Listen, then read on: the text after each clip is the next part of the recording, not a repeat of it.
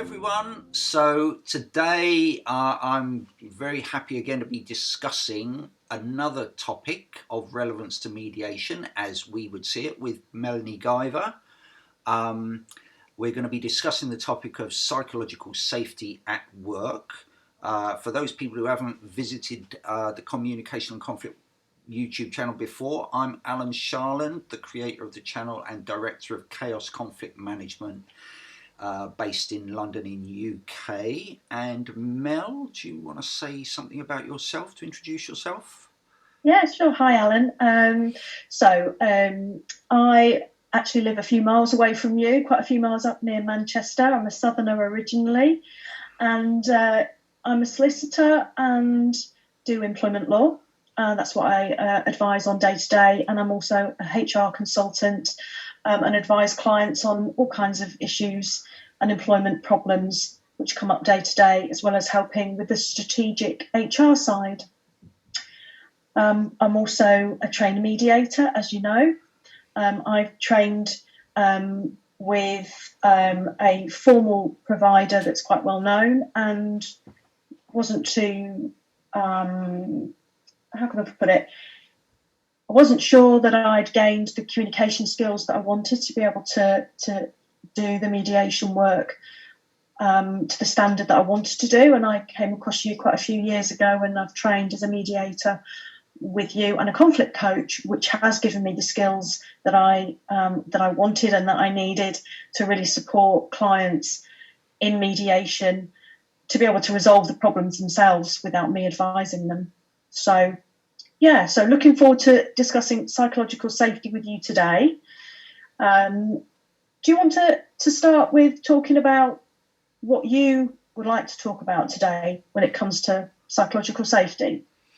Yeah, so interestingly, something of what you said within that is what for me is the interesting link with mediation and psychological safety, because the communication skills would seem to me part of the reason I came across psychological safety and was very taken with it was how much of what its ethos seems to be about is very similar to what I would see the ethos of mediation being about. But as you've identified, it doesn't necessarily correlate with all models of mediation, but certainly the chaos model, as you know, is very much about supporting an effective discussion and creative communication between people, and kind of the opportunity to express concerns, but without it being a kind of a battle, it being a kind of a constructive aim.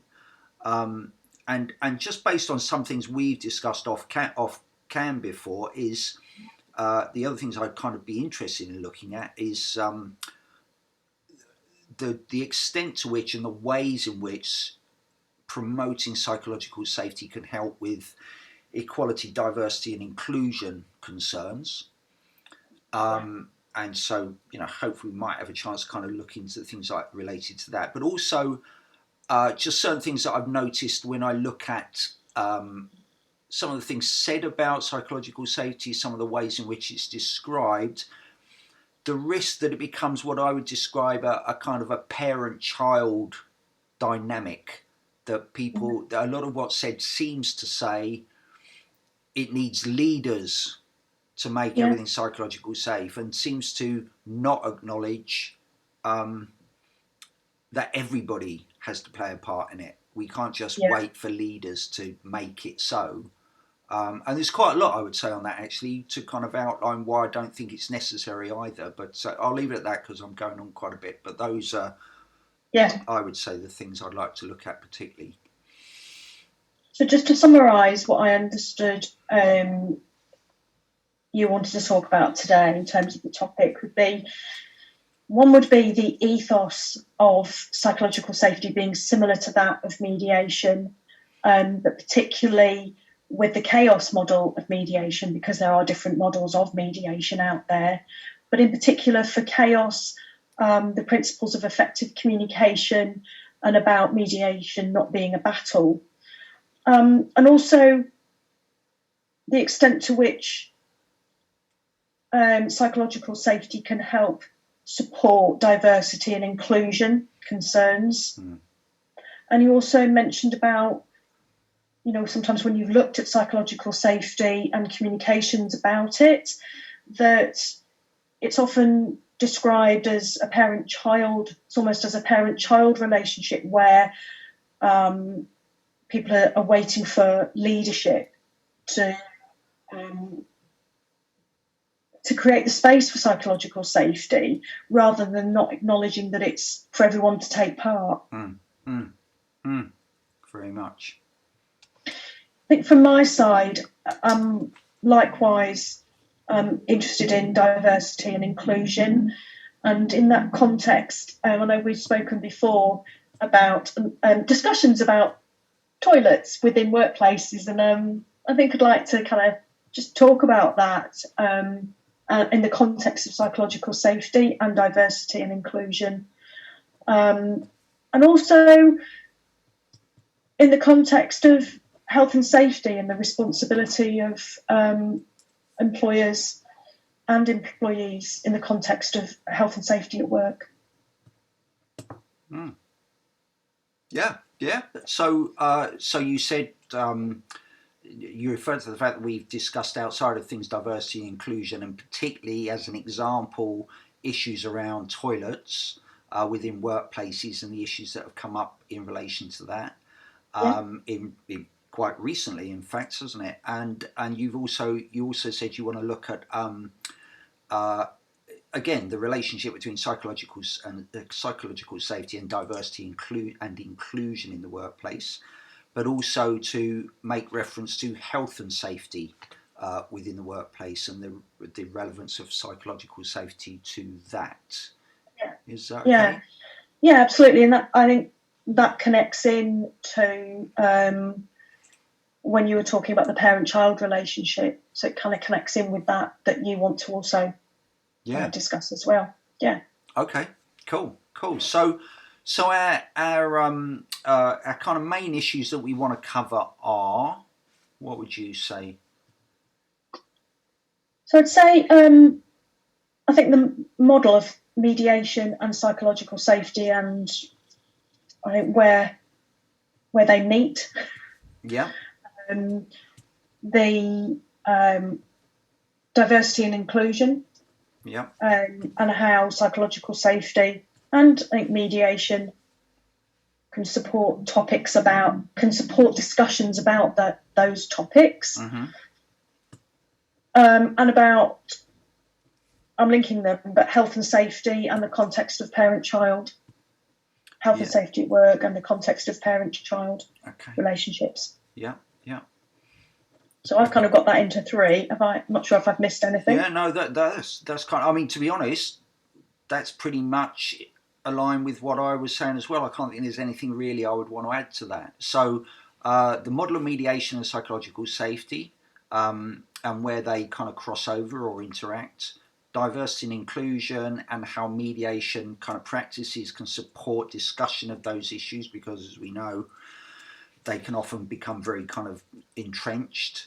And linking health and safety and parent-child, and that to me is not something I've really considered before. So it'd be interesting to explore that as well, for my side as well. So cool. Okay, so which one should we start with? Where do you fancy starting? I fancy starting with mediation model and psychological safety, but also because it might be helpful to just talk about, what does psychological safety mean to each of us, but then by reference to, obviously there are experts out there, so it might be worth kind of talking about that and sharing a bit about that as well. Yeah, okay, well that's great, because I'll bring up the screenshots that I mentioned of some of the descriptions of psychological safety, just to make reference to that. So, okay. You can only see Timothy Clark and inclusion safety there, can you?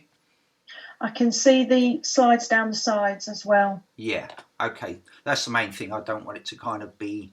Can't see the rest of your screen. Okay, that's good.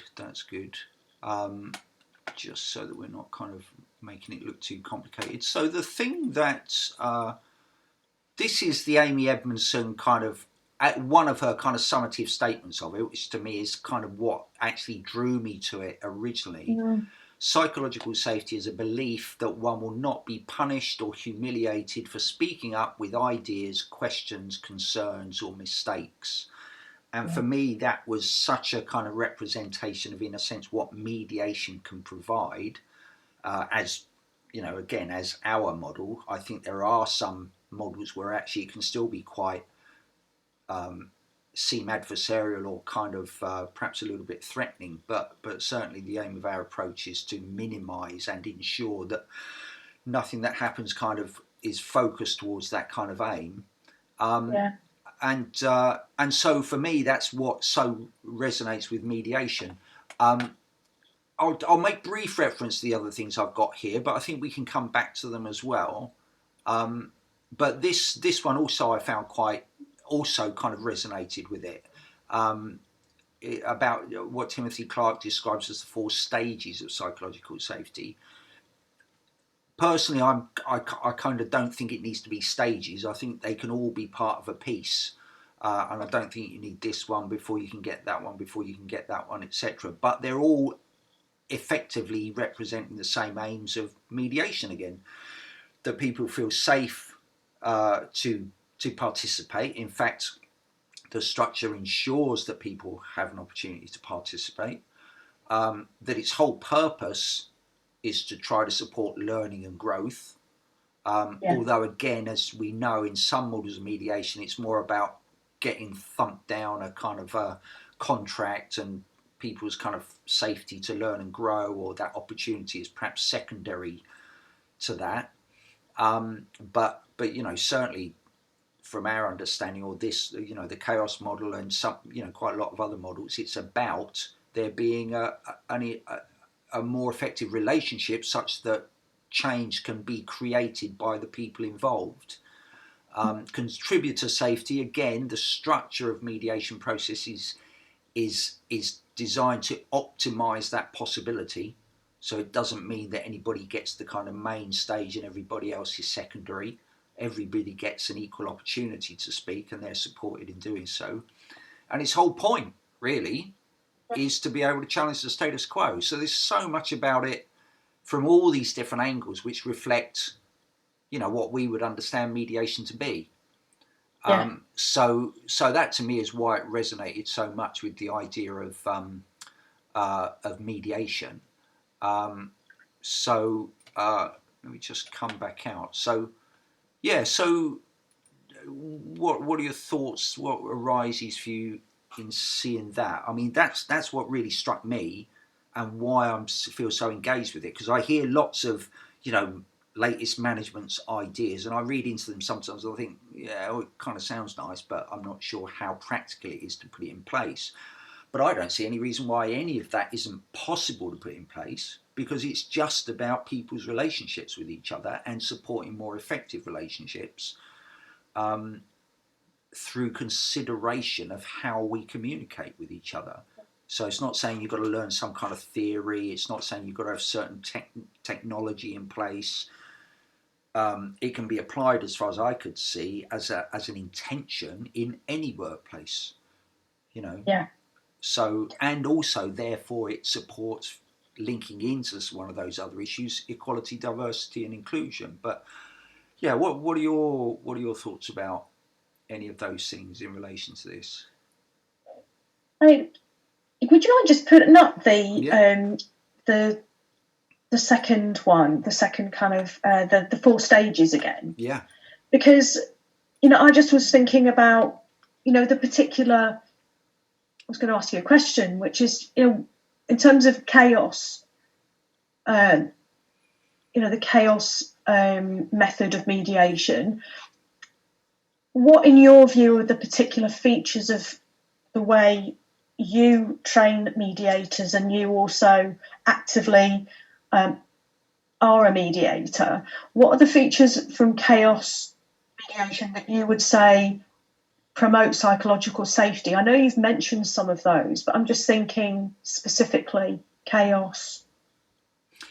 Yeah, I mean, do you mean these four, or do you mean the psychological safety statement, or both, anywhere I think across? I think anywhere really. Yeah, You know, yeah. I'm in my mind. I'm thinking about the fact that there are the principles, which I know you know off by heart quicker than me, but just maybe, and you know, I think unique to chaos are the principles and the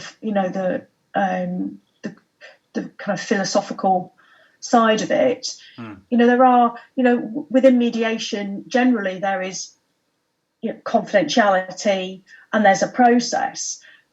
But in my view, the process that chaos follows is one where, you know, it's very much about those who are in dispute being in the same room and not everybody being kept separate from each other, ah, as yeah, you yeah, said, yeah, yeah, and about, I've experienced that kind of mediation where, you know, the commercial parties are in dispute. One's in one room, one's in another, and the mediator moves from one room to the other, and what tends to be called shuttle yeah, yeah, mediation, yeah, to try and resolve this dispute. yeah, yeah, And often it's, you know, seen as, oh, the mediator's going to resolve it for us, yeah, and I'm not suggesting that process is saying that the mediator should resolve it, but I think it means that unfortunately it can often fall to the mediator to be in that position where they're going back and forth and communicating back and forth, yeah, yeah, yeah. rather than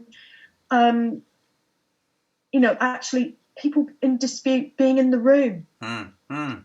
Yeah, no, So okay, yeah, no, it's interesting because I suppose I'm so used to the model that I'm used to with media that I hadn't really considered the actual details of those other ones, such that they may not fit this kind of thing. So, in a sense, if yeah, they're not together, then there's not inclusion. All the speaking is being done by the mediator, yeah, and so there's not a support of there being contributors. So in a sense, even if people contribute to what they say to the mediator, and as we know in some models, it's not even the parties in dispute that speak; it's the lawyers on their behalf. So it yeah, returns to being much more of a legal adversarial type process, even if yeah, the intention is for it not to be, but it almost defaults to that simply because it's the lawyer speaking. So there isn't that yeah, contributor safety. There isn't really much concern with learning and growing. It's, as we know, it's just about getting a contract rubber stamped and put down, irrespective of any kind of um, personal development, personal learning kind of yeah, approaches. So yeah, and also, well, in a way, I guess in terms of challenge society, it's almost like it doesn't even arise the challenging, does it? Because it's yeah, more. I suppose you could say that if there is any challenging going on, it's still carried by the mediator rather than expressed between the disputants to each other. mm, So therefore, it's almost like it's.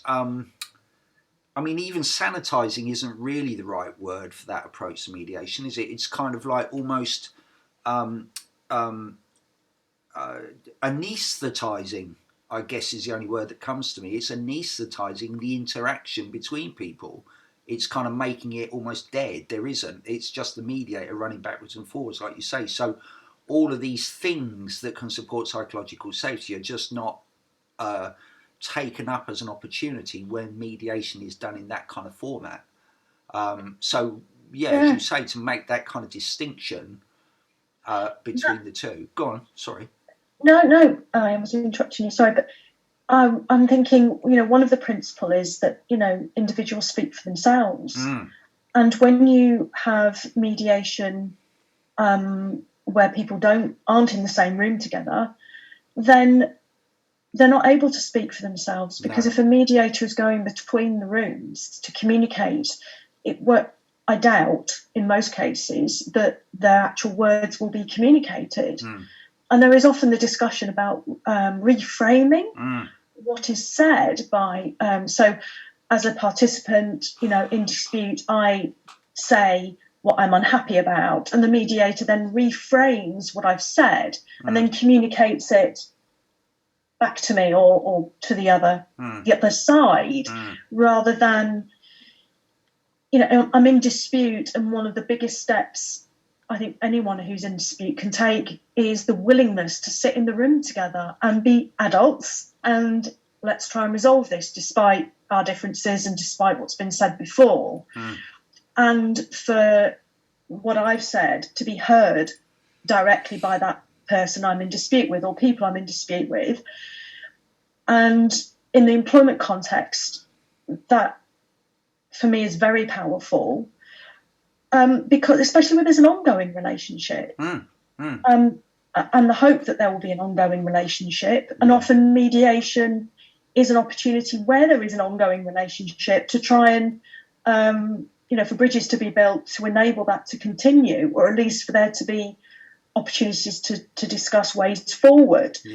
I also think the principles of chaos mediation, very much being, mediators are not there to advise, they're not there to come up with ideas, we're not there to make suggestions, is that being in the room together enables those who are participating to be there to put forward their ideas and suggestions and for them to resolve it, which then brings hopefully empowerment to those present, not to the mediator. Empowerment because those individuals are trying to resolve it themselves with the support of a mediator, but purely they're there to ensure those ground rules. There are ground rules, obviously not many, within the mediation space, but also by that whole process of listening to what the problem is from each person present, summarising in their own words back, which the mediator does in the chaos method, and questions flowing from that, not being directed or led, in order to, simply say, where do you want to go from here to an individual? How do you want to resolve this? I think is incredibly powerful. And linking that to psychological safety, that gives that psychologically safe, or gives the opportunity for that psychologically safe environment, which perhaps other methods of mediation may not do. No, you're right. Absolutely. I mean, as I say, I guess I'm so used to this kind of approach that it kind of doesn't occur to me that the association with mediation may be very different as a process. But all that you've described is obviously pertinent to mediation, but it's also pertinent to just being in a team working together, and there being a manager or a leader, or just doesn't even have to be that person that can support that way of doing things. The thing that you mentioned about the mediator not giving advice or making suggestions, I think so often people miss the whole point that the very absence of that is what makes the process non-adversarial, because it's not looking to a third party to be persuaded that one is right and one is wrong. It's with the two parties themselves to sort it out themselves. There is no one who's going to come in and take their side or give a view, such that what will happen in that kind of context is that people will make a case to the mediator, as if the mediator is then going to give advice or suggestions. Whereas when it's absolutely clear the mediator is not going to do that, they have to work it out between themselves. And so the proposals that are put forward are very different in nature to when they're trying to persuade the mediator that they're right and the other one's wrong, because they're only putting things forward to try to beat the other person's idea. Whereas when they've got to work it out together, that's just not going to work, because they're not going to move forward on it, because they're just trying to beat each other, as opposed to working together to create something together. And that in turn, in a work environment where there's inevitable differences of opinions and viewpoints, is where the practices that a leader can take, or anybody, then let's say it doesn't have to be the senior manager, it can be another person, understanding that by supporting effective communication rather than an adversarial kind of win-lose dynamic, then fits with the whole point of learning and growth, which psychological safety is about, not just for the individuals, but for the team as a whole. I mean, as you know, there's so much we could go into about that kind of dynamic in terms of what conflict resolution is about. And I think for me, I think I've said in one of the other videos I've done about it. I wouldn't necessarily say managers need to learn. They don't need to train to fully be mediators, because they're not going to be mediators, but they can learn the skills and why particular skills are suitable for particular contexts where there's a difference of opinion, that it can be dealt with in a way which is a creative opportunity, rather than something where maybe two people in a meeting are having a battle over it. Great, sometimes it happens. It's a difference of views which people can learn from, but it's then how that discussion proceeds, whether it's actually exploring options, whether it's becoming personal, and those different things, which having mediation skills can help that to be a creative, learning, future focused process, instead of it being a personal battle, which often people say, oh well, people just shouldn't make it a personal battle. It's like, well, it happens, we're all human, sometimes we get upset. So it's about acknowledging where that's happening and supporting people in not going down that path. But in a sense, it links me to what I was saying about what I saw in the LinkedIn group was a poster which was saying psychological safety shouldn't be about these people who are always difficult and always whatever. And it's like, well, everybody can be that way at some point, so you can't separate them out from a group and say, oh, those are the people that are like this. We're all like it at some point. So it's acknowledging that fallibility, which is one of the things that Amy Edmondson refers to as acknowledging fallibility as being important. But I mean, as you know, all these tangents come up, but even there, what she tends to say is that leaders need to acknowledge their fallibility. And I think, great, as an individual, maybe I might want to do that, but that doesn't mean to say that everybody else shouldn't be able to acknowledge their fallibility as well. I'm not going to be the only one doing it. Everybody can do it, and we can therefore always feel safe. For me, a kind of concern I have when it comes to this kind of parent-child perspective of it is that it's almost as if the leader's got to be the perfect psychological safety person, and everybody else is just going to have it delivered to them by the leader. And I don't, in one way, I think some of what's said doesn't indicate that, but then what I hear said around it indicates that, if that makes sense. So the actual statements would acknowledge that, the descriptions of psychological safety, but then when I see how it's kind of extrapolated and interpreted, it still does seem to be saying, but when you've got a leader like our leader, they're not going to be that way. It's like, well, what can you do to support your leader in being able to feel psychologically safe? Because this leader's going to feel unsafe just as much as you might do. So we all have to play a part in it. I've drifted into the other topics, but no problem with that. But just, it is bringing in those other things. But were there any other things? What are your thoughts on that? Were there any other things in relation to mediation and psychological safety that you were noticing that perhaps didn't come through on that?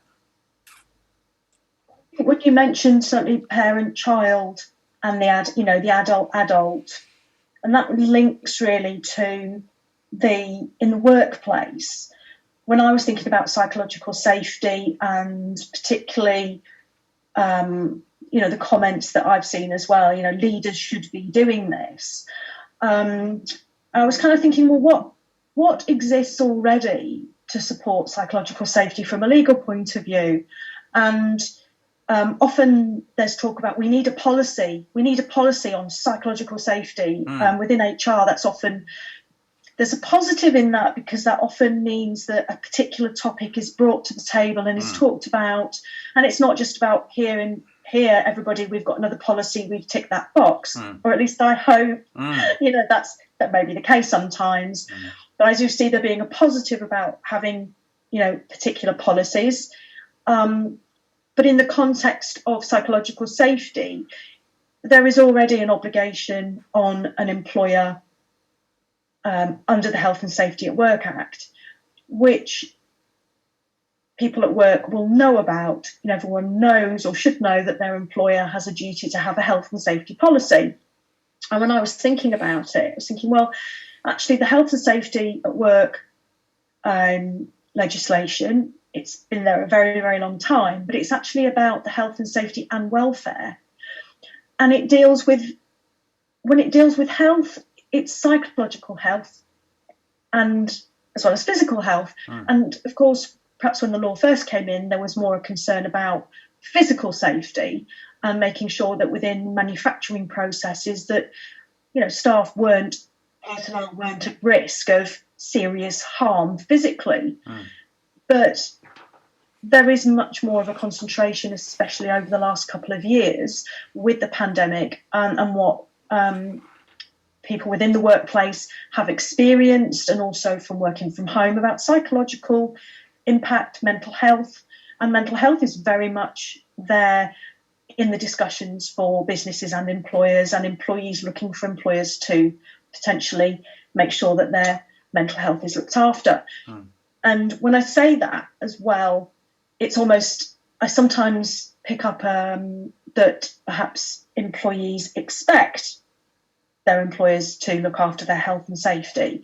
But I do wonder whether there's a little bit of an imbalance perhaps sometimes, because what the Health and Safety at Work Act also requires is not just employers look after their personnel's health and safety, which includes their mental health and psychological safety, but also that employees look after each other and themselves. Right. So as an employee, as a worker, I have an obligation to look after my own health and safety, mentally and physically, and to look after those around me. So there is already, the law already protects and seeks to protect, and I believe bring about psychological safety, as well as whistleblowing law, which also aims to protect individuals who do speak up and speak out about potential criminal activity, environmental damage. So the law is already there, and many businesses will have whistleblowing policies, and perhaps mental health policies, as well as their own health and safety policy. But when it comes to the environment, my thoughts are that fundamentally there is, I think, in my experience, within the workplace, there is a huge imbalance between, there has been for many years, between the power of the employer and the power of the employee. And the power of the employee, as an employee, very often employees feel like they haven't got any power. And as I advise both employees and employers, I often hear businesses going, we can't do anything about this particular individual that we've got difficulties with. And there seems to be this perception from both sides, and it's a shame that it is sides, that each has this power and nothing can be done. And as you know, I've got quite a passion for parent-child relationship. And when I take a step back, my thoughts are that if businesses, and I do believe it must come from businesses, were to come from a place of, this is an adult relationship. As an employer, we are not a parent. And if you go back to the health and safety, actually, we have an obligation to look after your health and safety. You have an obligation to look after your health and safety. And we all have an obligation to look after each other. And when you then put psychological safety into that context, it removes it from a leader, in my view, not just managers, not just leaders, but every single employee, every single person in an organisation has an obligation to promote the health and safety, the psychological safety, to look after each other. And therefore to create that environment. And yes, it may well be that certain individuals who could be managers are trained to support with the skills of conflict management, but it doesn't have to be. No. And, I do see that the principles and the skills of, particularly of conflict coaching as chaos, as chaos trained, the asking open questions, repeating back, definitely not advising, no ideas, and not taking sides would be hugely valuable in in many settings, Yeah. where there's conflict, and conflict is, personally, I hate conflict, but actually there is a real positive place for conflict, because positive change can come through conflicts. It's just having individuals there with the skills to support people in those conflict situations if they need it. I'm not suggesting that everybody, of course, needs support in conflict, because they don't, but actually to provide that learning opportunity that we talked about earlier, which psychological safety also aims to provide. Yeah. And the thing is, even as you say, even if people don't necessarily all have the skills to support it, the understanding that the potential is there for any conflict to lead to learning, in a sense, means that it doesn't have to always be seen as this threatening, devastating, difficult thing, that it's actually an opportunity. But it might then be said, okay, but while I can see that, I would still like support from a conflict coach. Or if we've fallen out with somebody else, I'd still like support from a mediator. Or if there isn't that kind of formal support available or not wanted, because that's fine as well, it might just be that certain managers have the skills that can support it, rather than the fear that can often arise the second two people seem to be falling out or perceived to have had a difficult interaction of some kind. But what I love about what you said about the Health and Safety Act is what it kind of set me wondering was, I wonder how many times managers who might have training in that sort of thing, or will it only be that's managers that are trained in health and safety? In which case it therefore implies it's the manager's job, as opposed to, everybody having training it and saying, okay, so we've laid out what the manager's job here, and what are your thoughts about what your roles are in this? So that there is that kind of taking on board that everybody has that responsibility. And it's only through that kind of recognition that there will be a shared creation of a safe environment. Absolutely. And as you say, it applies in both physical health, but it also applies in psychological health and emotional health, etc. That if it's deemed it's always the manager's job to look after me, I'm intrinsically frightened, because I'm always dependent on my manager to look after me, when I'm actually quite capable of looking after myself if I'm given any necessary support I might need. But sometimes I won't even need that. That there's so much really about what you've said that I think is significant to this, because it does hinge on whether it's seen as a parent-child dynamic or whether it's seen as an adult one. And one of the great things I came across was an interview with, and I can't bring her name to mind at the moment, but she was the CEO of the Singapore branch, or branch is probably too small a word for it, but a significant global company, and she was talking about psychological safety, and she said, well, obviously everyone brings their own capacity for psychological safety into any workplace. She said, when I started at this job, or perhaps she'd mentioned other jobs, she said, I walked in knowing that I can express myself, that I can assert myself, that I can speak on what I feel I need to speak. I don't need to be given permission by a leader to do that. I'm not a blank slate as I walk through I mean, she didn't say it that way. It's my way of phrasing it. The blank slate is a lot of what I see about psychological safety suggests that everybody's got this blank slate, and it's only the leader that can fill that blank slate with psychological safety. But all of us have the capacity to be psychologically safe. It's an individual experience, of course. And I mean, what that brings up for me is the 4 stages suggestion. And the reason I don't agree with it being stages, and I still acknowledge I might have misinterpreted how he portrays that, but my understanding of Tim Clark's portrayal of the 4 stages of psychological safety is you need to have the first one before you can do the second one, and the second one before you can do the third, and the third before you can do the fourth.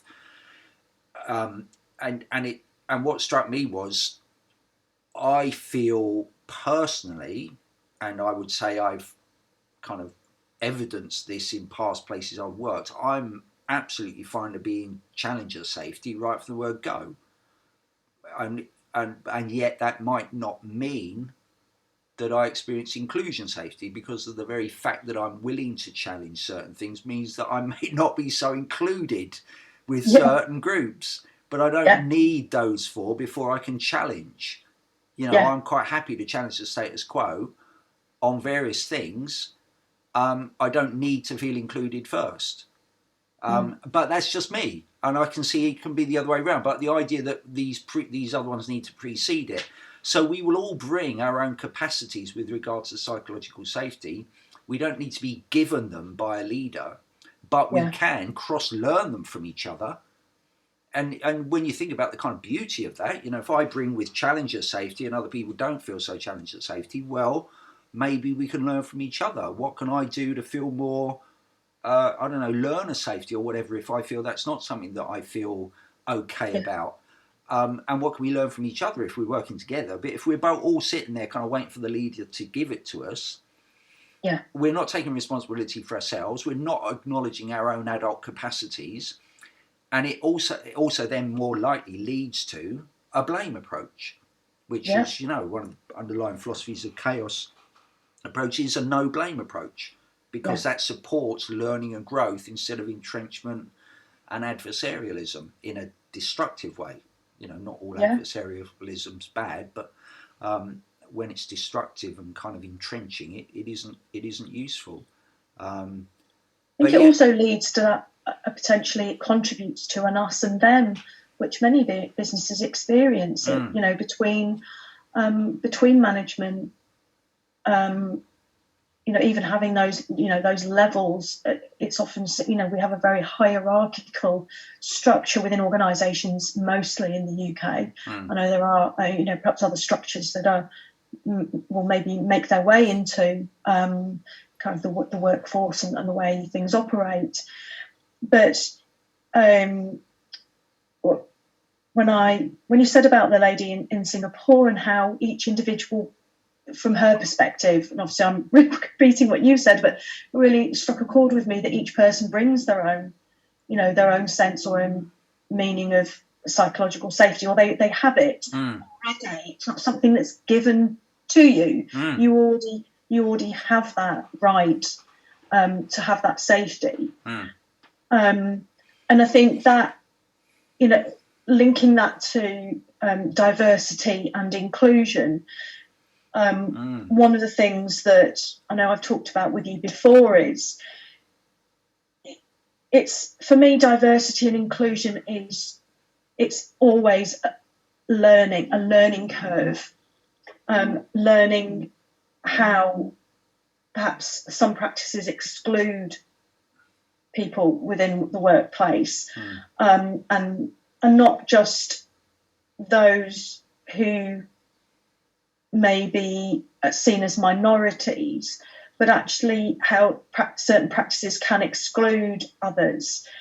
And I know we talked about toilets and loos and within the workplace, and the reason for that was I was kind of thinking about how psychological safety and how discussions at work about issues that will no doubt come up practically for many workplaces, and of course, being English and toilet humour, that was kind of where my thought process went to, which was, okay, we have labels on toilets.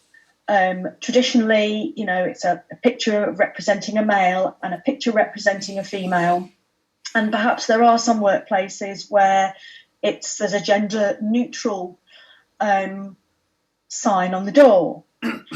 And within workspaces, if we're talking about inclusion and inclusion of all genders, for some individuals, they don't want to necessarily choose between one or the other.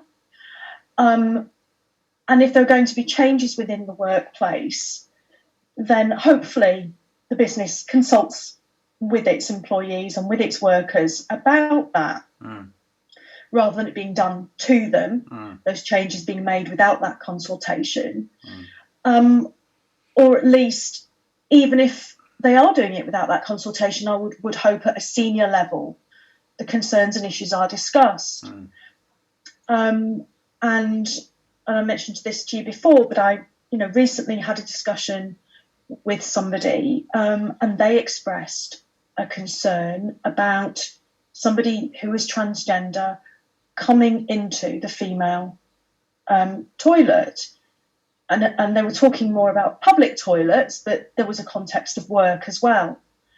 And I thought about it afterwards and thought about, how can those discussions take place in work where individuals and where everybody feels safe to express their thoughts, ideas, fears, concerns, even if they may not be PC, even if they may not be rational, so that there is still a safe environment for those concerns, issues to be aired, where the person airing them feels that they are not going to be humiliated or they're not going to be subject to disciplinary action because they have expressed a fear or a concern. And, the context of toilets was just one where I could see there being some issues that would be really good to be discussed in the open.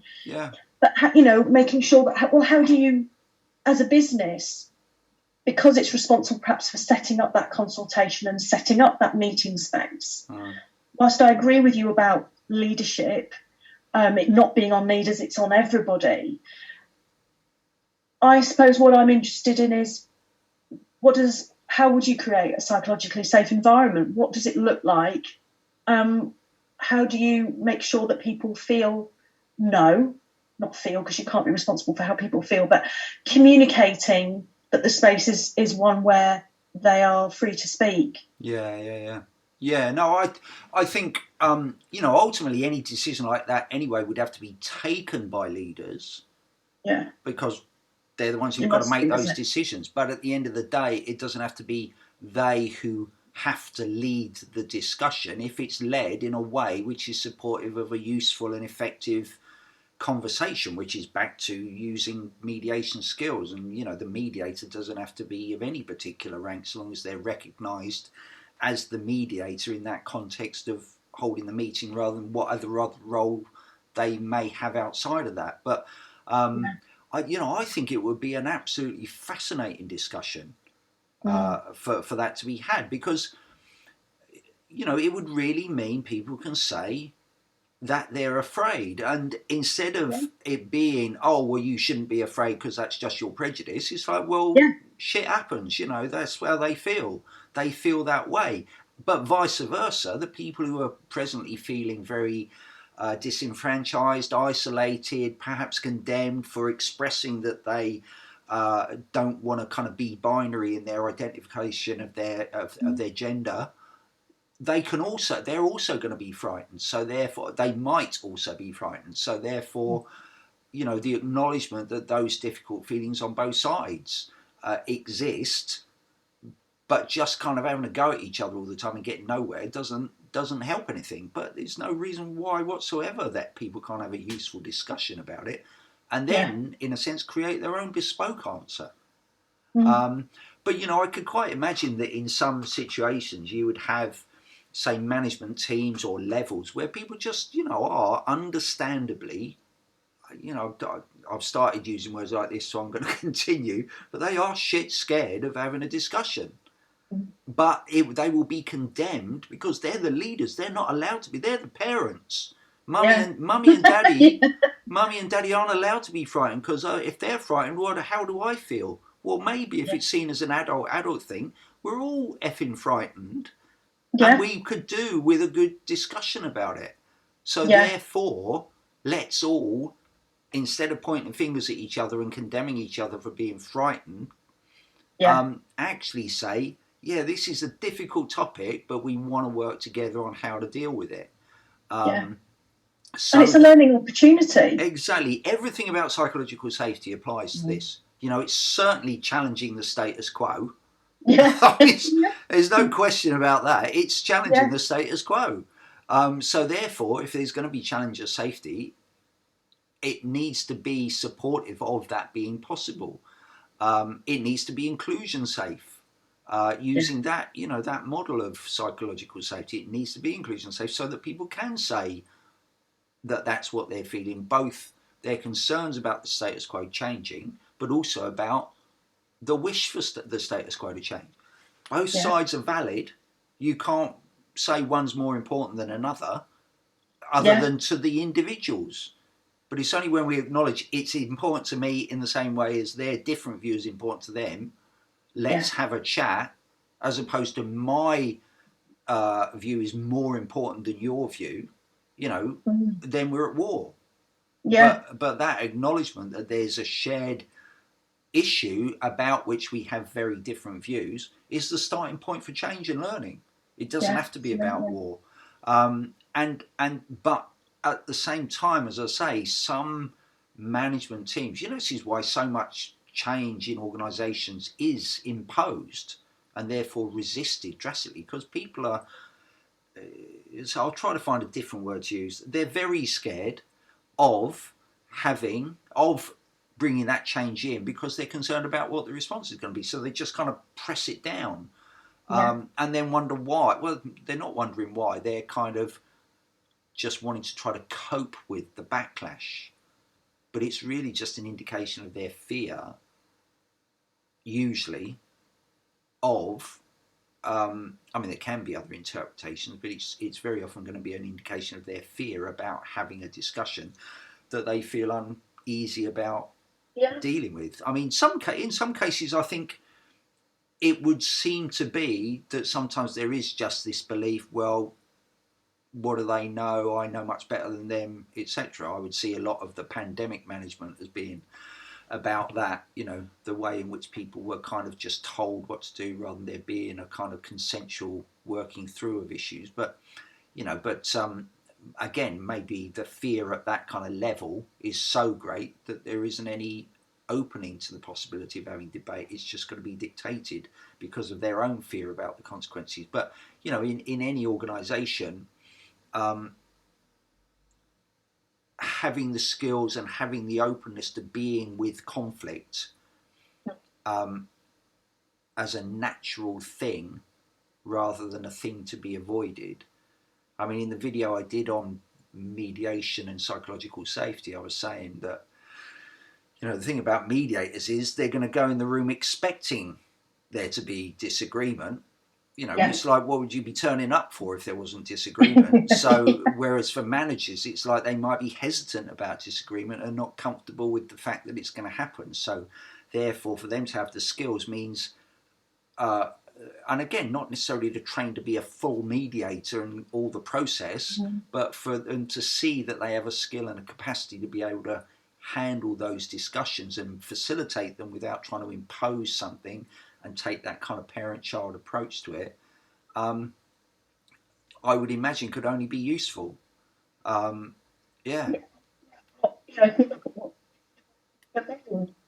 you're going to go on, say that last bit again. It just went a little bit fuzzy just while you said it. A bit fuzzy. Is it okay now? No, it's perfect now. So I was just saying, using the word leaders, what, if you go back to, what does that word mean? It's not parent. A manager isn't a parent. They're leaders and leading by example. And I absolutely agree with,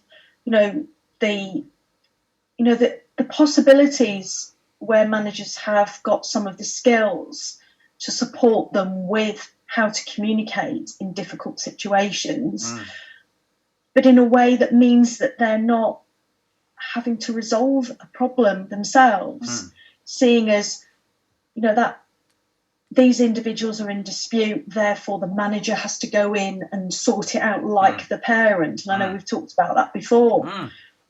But one of the other things that just came to mind was when I listened to Amy Edmondson's book, Psychological Safety. I can't remember which one it was, but it's kind of the main one. She often talks about the context of speaking up.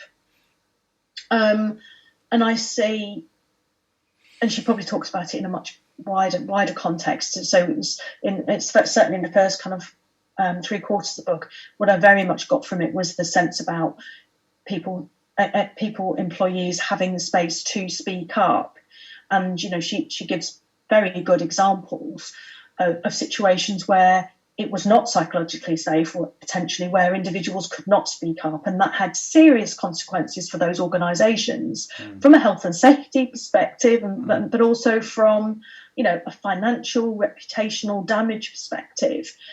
But I also think it's so much more than that, and it's so much broader than just about speaking up. That a workplace that aims to have psychological safety, as much as it must comply with having a health and safety policy tick, is actually, that is more than a tick, health and safety, but also creating that safe environment is so much bigger than what it's probably been considered previously, and that thought does need to go into how as directors, how as leadership teams, how that environment is created within the workplace as a whole, but also the skills, because I think the skills are critical.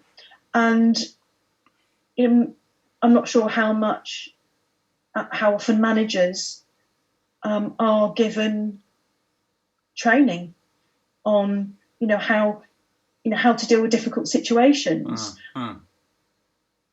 in a way that also means they don't feel that they have got to solve the problem every time, that they've got to be the answer. And I think that isn't just in dispute situations. I think that's also in a situation of any organisation that's having difficulties in whatever areas that is the creativity of all those who it affects can mean that a much better solution is found to a problem, rather than just relying on one person to sort it out, or one particular team to sort it out, or the directors will sort it out, or those, that process isn't working, so they need to sort it. That whole us and them. And I think that goes back to inclusion, diversity and inclusion of everybody, not, of literally everybody, not just because we're identifying individuals by a protected characteristic, in other words, by their sex, race, or ethnic origin, disability, age, and all of those things, but actually, the true meaning of consultation. And, there are many requirements for businesses to consult with their employees. There are often occasions where that doesn't happen, but perhaps where managers have the skills to deal with difficult questions and how to facilitate. I think some of it's also about facilitation. It's quite close links with facilitation skills and the mediation skills. Might mean that leaders are less fearful of addressing. Because there's avoiding. You can perhaps talk us through, the different responses to conflict. I avoid. Well, we all do all of them. This is the thing. Again, the risk is that we start labelling people and say, "Oh, you're an avoider, you're a competitor, and you're an amazing superhuman being who never does either of those things," and it just doesn't happen. We all have fallibility in our way of responding, and the two ineffective ways, or a way of looking at them, is one is that we compete. I'm right, you're wrong, and if you don't agree that I'm right and you're wrong, then you're also bad, and you're the perpetrator and I'm the victim, and we just entrench. And meanwhile, the problem that we've fallen out over just sits there festering and unnoticed, because we're having a go at each other. Because the chances are you think the same about me, but the reflection that I'm wrong and you're right, and I'm stupid and you're the victim. And we see that in bullying allegations, we see that in various kind of different fallouts that people have in different situations, and they go nowhere. And it's because simply that's the means by which people are responding to the difficulty that they're having. And then alternatively, there's the avoidance situation where we think if we just stay away from the person, then the problem's going to go away. And of course it's still there, but we don't get so immediately stressed by it because we're not having stand-up rows with the person that we've fallen out over. We're keeping away from them, but it doesn't solve it. because we're living our life trying to keep away from that person. So neither of them work, but it's kind of uh, in terms of there were kind of particular things about what you were saying. Just give me a little flag up of something that you've just mentioned, because there were some things that I was going to say about what you were saying about there being this recognition that it's all of us can contribute to it, and it can be a creative process. It's Yeah, the but seeing of it being the learning process, and about you know the different ways that people respond to conflict, the training, that's the thing. it, That's what I was going to say. This kind of ongoing delusion that a manager, because they're the manager, they just intrinsically have suddenly added to their job description and skills expectation that because they become a manager, suddenly they're great at resolving conflict. Well, this never was on their list. I mean, sometimes sometimes there might be something in a job specification before people go for the job, conflict resolution skills, but often there's no real consideration of what that actually is. And this is kind of what I'm seeing with psychological safety. It's like, oh, they're the leader, so suddenly we're expecting that on their list is the capacity to create a psychologically safe environment for us. Suddenly out of the blue, it's like, well, on what planet is that ever going to be a reasonable expectation of any person in a senior position? So unless they have actually had time to learn or explore what that means, how it can be facilitated, how it can be supported, it's never going to be the case that there can be a dependence on the leader to provide that. Having said that, there's nothing to say that other people in the team don't have those skills and can't yeah, contribute to being possible. So it's back to the adult relationship, because why would we have ever expected the leader should have those skills in the first place? yeah, But it is about but, this projection of parent status yeah, to our child yeah, simply because we're the employees. I think so often there's expectations of people who are managers, almost that they should somehow be morally and in other ways better than us. Well, why should a manager be? Why should we be any less morally, expected to act than a manager? But somehow, because if a manager does something that's a bit dodgy, it's like, oh, they shouldn't have done that. They're a manager. It's like, well, why is that any more of an expectation of them than it is of us as the team? Because they're the parents, we're the children. yeah. So all the Rather time than that being seen as they're in a different role. exactly. I think that's You know, why look at I've it. always had this challenge of safety, because it doesn't matter who the manager is. If someone's being a whatever, I'm not going to have any concerns about saying it. But again, that's just something about me that I guess from something about my upbringing, that I've never seen people as just because they've got a different title Yeah, that somehow means they're more important or more significant than I am. But I also understand that a lot of people don't see it that way. But psychological safety is a great opportunity to be able to see that. This person's. We might even be expected to call them Mr. Smith, and they're the manager, because that's the nature of the organisation, if that's how it is. But it doesn't mean to say that even if they're called Mr. Smith, they're any more important than we are, but they have a role that's different to ours. yeah, We have our role. We're both equal human beings. We're not any less or greater of importance, that we've just got different roles. But helping people to kind of come to a relationship understanding in the workplace that is, well, intrinsically it's how it is, but a lot of people don't find it difficult to see it that way. And that often is what then leads to this kind of parent-child dynamic, which is intrinsically unsafe, yeah, because absolutely. I'm placing all my dependence on my safety and welfare on this other person, when at the end Yeah, of the day, the only person who can be absolutely in control of that is me, yeah, by my choices, my actions, what I agree to, what I disagree to. And while that might seem a difficult thing, the fact of the matter is that's how it is. I can expect as much as I want somebody else to take care of me, yeah, uh, but if they're not, it's still my job to do what's missing. And that's an adult relationship. I'm mm, self-responsible. It's tough, but if we expect otherwise, it's just not going to happen. So, but that's kind of that's the kind of thing is that, you know, this kind of expectation of managers, it can be there as the instigators, um, but at the end of the day, we've all got to play a part, Yeah. because it can't work otherwise. It just cannot work otherwise.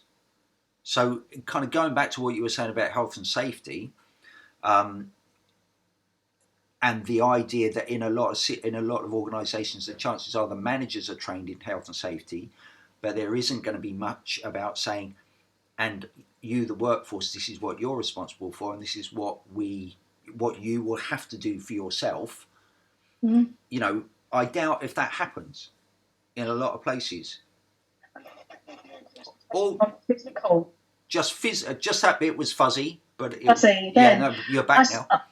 I'm back now. So I suspect some of what will happen in organisations, or just from my knowledge of it, is there's much more of a concentration on the physical safety.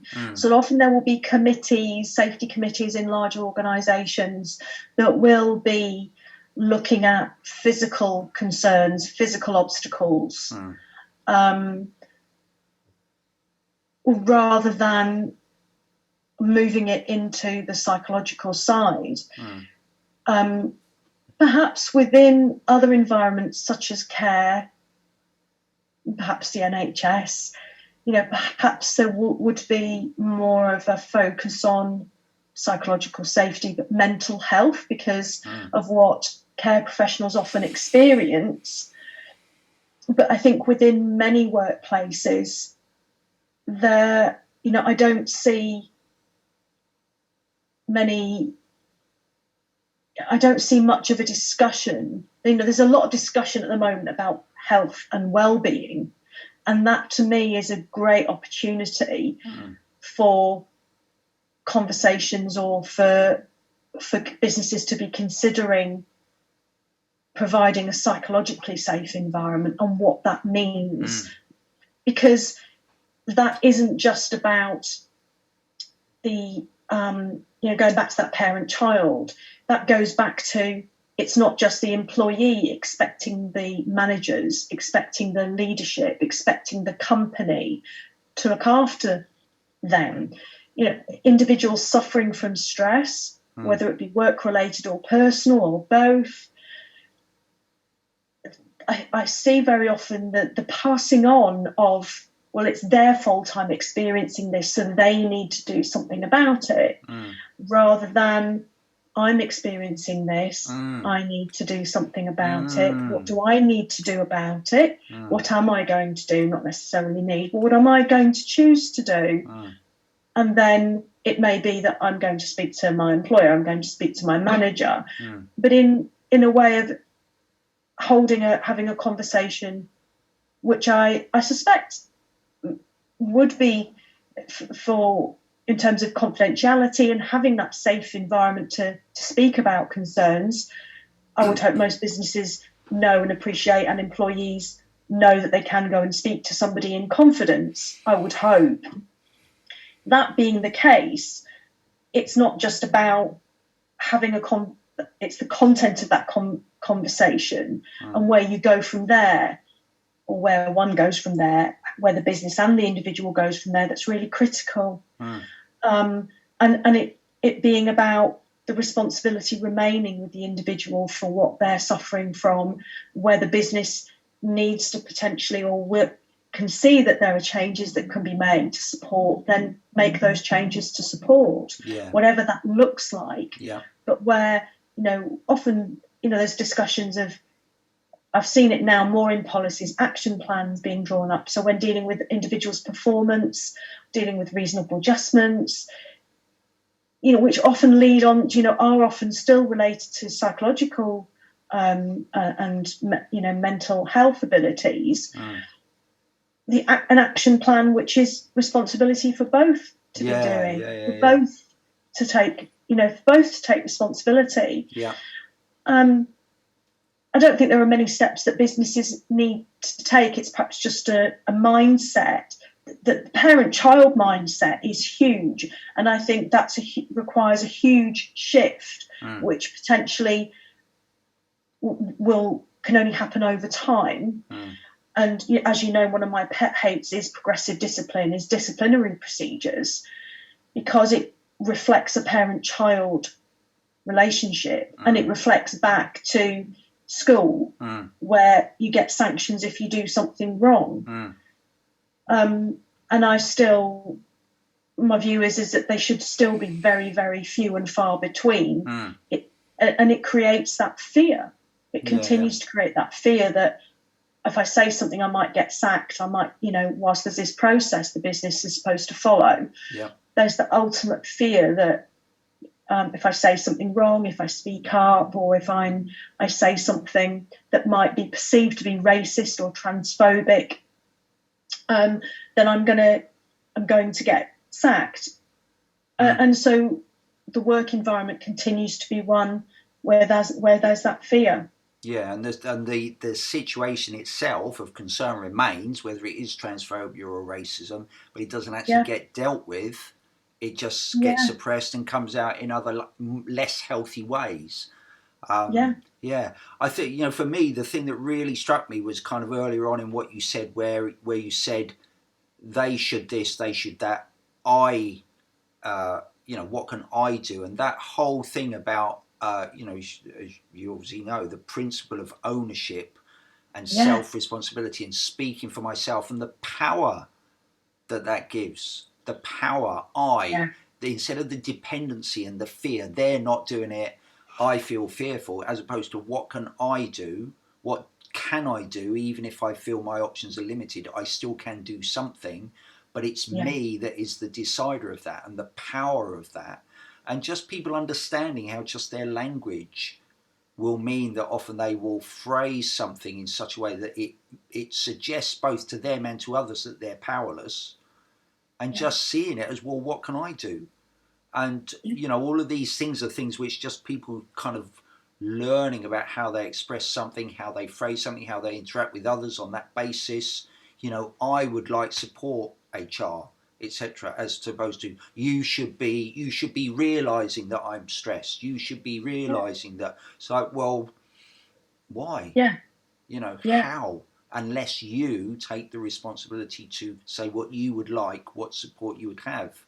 It's that mind reader expectation that happens in all sorts of relationships, not just workplace. But there's, instead of it being about expressing, I feel, I have a difficulty, I would like help, what help could you offer me? And me taking agency over that. Why aren't you realising that I'm having time off because of stress? Why aren't you realising, well, we have to speak for ourselves, and the power in that so often isn't kind of acknowledged. It's not like a criticism that people don't speak that way. I think just so often it's just not recognised how powerful that is to speak for ourselves using those I statements. And it was just so noticeable when you said it. How everything changed about what you were describing when you said, they should be this, and then you said, no, and it was just like everything changes just in that simple way of saying it. But it's only what you learn in a very clear and conscious way if you're kind of working with conflict quite a lot and seeing it as a thing that we can change through the way that we interact with each other, and we can resolve rather than get entrenched in. And it's also back to adult and parent-child. Yeah, and that takes us full circle back to the principles of chaos mediation that I know when I first, came and had the training, the mediator training, and, read those principles. It might be good if you can put them up at the end of the recording.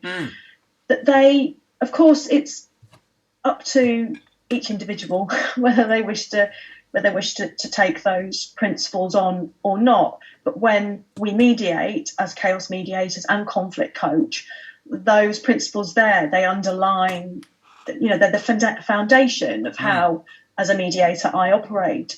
But I also use it in my life. And I remember talking to you about it. And when I saw it, saw them written up and going, wow, they're very powerful in themselves as almost principles that I try to live by, actually.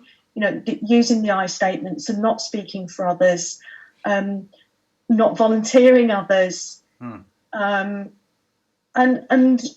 one of the things about one of the things we often talk about in mediation is across the board is often that mediators create this safe space, and I've thought about it, and I know I've mentioned it to you before and said, but I can't, as a mediator, create a safe space. Actually, it's only those who come to mediation who can create safety for themselves. And I choose whether or not I feel safe in order to express whatever I wish to express in mediation or not. And the power of I statements, and that it's okay to say I, and that I think often in our society it's me. Well, actually, in conflict, it needs to be I, me, because that's where it's coming from. But holding the responsibility there. Yeah, it's interesting what you say about as if we as the mediators create a safe space. That's still back to the parent-child thing, isn't it? It's like, oh, don't worry, you'll be safe. And confidentiality. I know we've talked about that before. Same thing with confidentiality of, and I understand in commercial mediation, there's a mediation confidentiality agreement, and actually I can understand in commercial circumstances, potentially individuals who are wishing to discuss and resolve things want some confidentiality.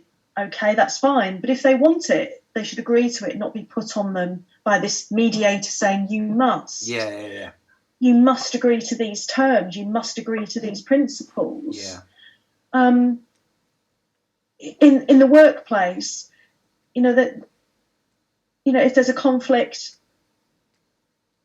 individuals should be free to speak about things. If there's a lot on confidentiality, and I suppose that's a different conversation in itself. But I think keeping it to the context of particularly mediation, of actually, if the individuals wish to create that space to be confidential, then it's for them to decide that. For them to have that principle. Absolutely. And if they wish to have a principle of not swearing, then fine, they create that space where there's no swearing. Not that the rules are put on individuals. Yeah, the thing for confidentiality for me is like, I guarantee confidentiality, therefore nothing that's said can be verified by a third party. Yeah. Whereas a great example I saw once of why it's a bit questionable, shall we say, I was going to say something else, but a bit questionable as to why every party should be committed to a confidentiality agreement. Not least that I just can't possibly see how it's enforceable, but at least in kind of like letting things come out of what's discussed, even if not formally expressed, kind of thing.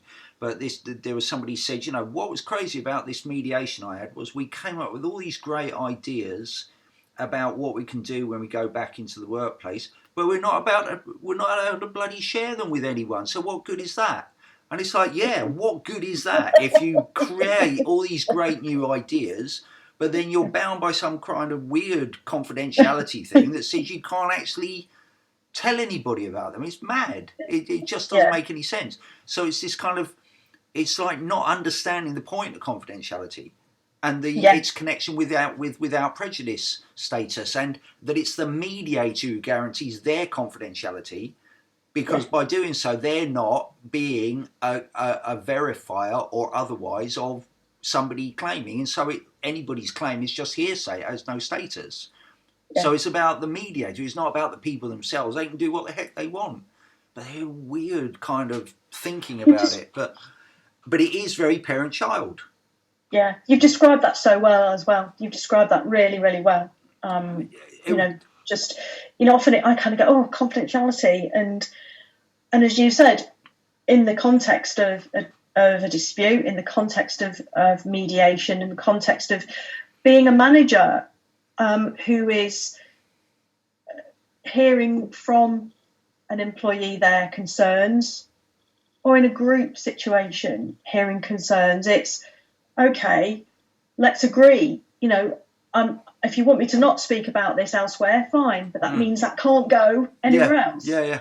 If at the end of this you decide you do want some of this information to go elsewhere, then we need to have a discussion about that. But I might not be the person as the manager to take that further forward. Yeah, it's an adult owned by the person decision, isn't it? It's not like imposed on the outside just because apparently you're supposed to do it but no one knows why. Yeah. Which is very parent-child, isn't it? Do as I tell you. Do as I say, not as I do, kind of thing. Or don't do as you're told, questions. Isn't it? Do as you're told. Do as you're told. Do as you're told. And don't backchat or whatever. Yeah. Exactly.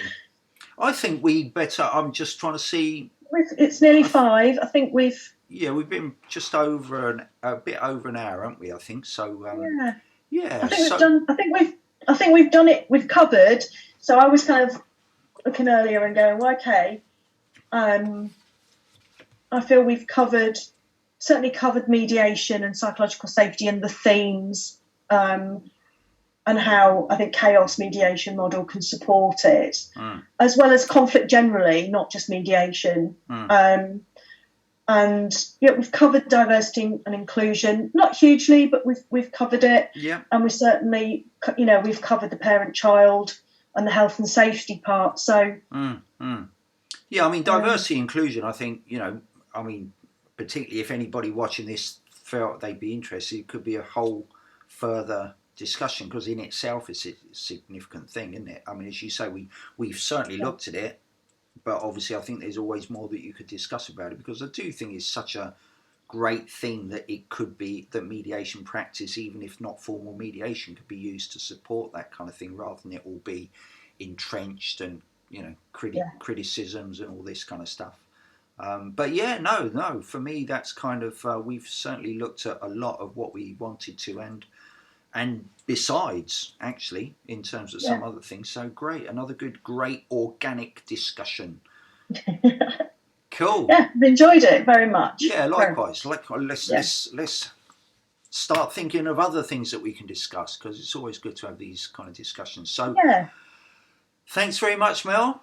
I hope people enjoy this, and as always, for anybody who watches this, if they feel that they've got any comments they'd like to share in the comment section below, please do so, or get in touch. I'll put some contact details with the video and podcast. Thanks very much for listening and watching, to anybody who has done so. And as I say, please get in touch if you've got any thoughts and comments, etc. about it. And thanks, Mel. Fantastic chat. Lovely talking to you again, Alan, as for the always. invite. A pleasure. So thanks very much. Bye-bye, everybody. Bye-bye, everyone.